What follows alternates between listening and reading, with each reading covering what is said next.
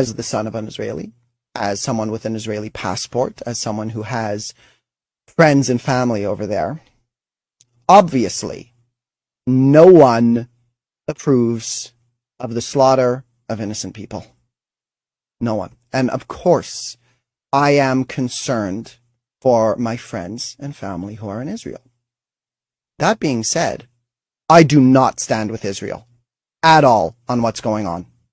And I'm finally starting to realize, for lack of a better term, how brainwashed I've been.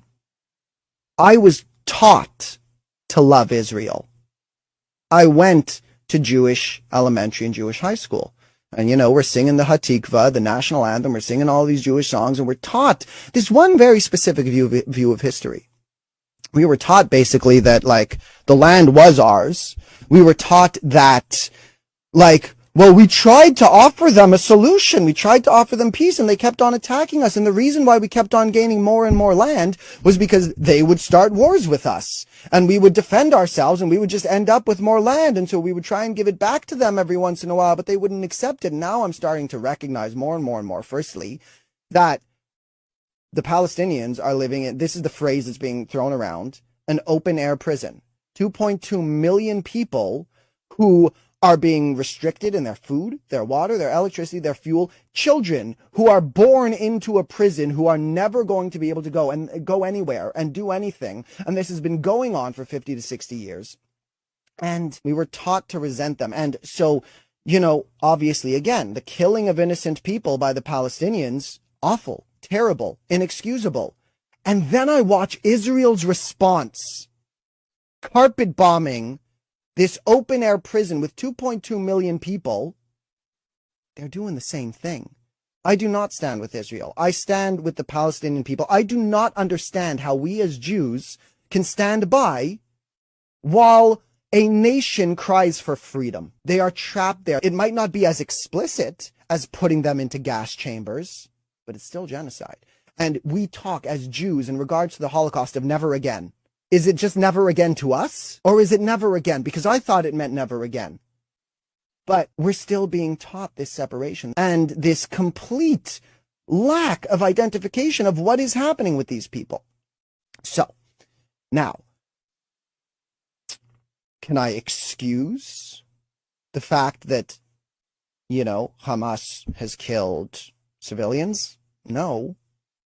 But does that change other elements of the situation? So this is what I'm saying, where we're going from this binary black and white of they are bad, we are right, to wait a minute, there's a much more complicated situation going on here.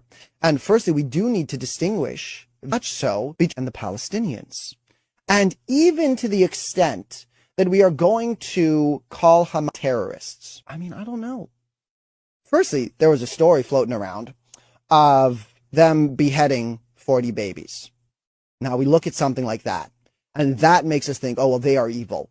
Because I like to think that even in the uprising, in the Holocaust, the Warsaw Uprising, the concentration camp uprisings, I would like to believe that even in those situations, the Jews who were rising up didn't attack and kill civilians just for the sake of it. They wouldn't commit atrocities. They wouldn't rape German women. That being said, I don't know.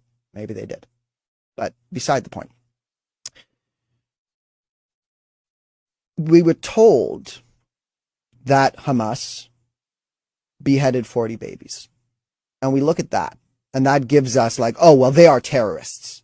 That's beyond any freedom fighting thing. There's beyond no excuse. And then turns out, wait a minute, there is no evidence of that.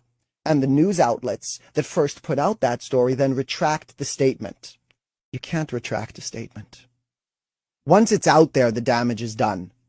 Because let's say you publish a news story and 10 million people hear the story of Hamas beheaded 40 babies. Then you post the retraction. Firstly, the retraction doesn't get as much news as the original post. So 10 million people heard you say that Hamas beheaded 40 babies, and only 2 million people heard you make that retraction. And even of the ones that did hear you make that retraction, half of them don't believe it. And even if they do believe it, that image is still in your head. There is no denying that Israel has been using propaganda. that so much of what we know is not the truth of things. So we don't know. You don't know what's happening there. I don't know what's happening there. There are a few things that we can know. We can know the big picture story. We can know that there are 2.2 million people being subjugated in that place who cannot live their lives.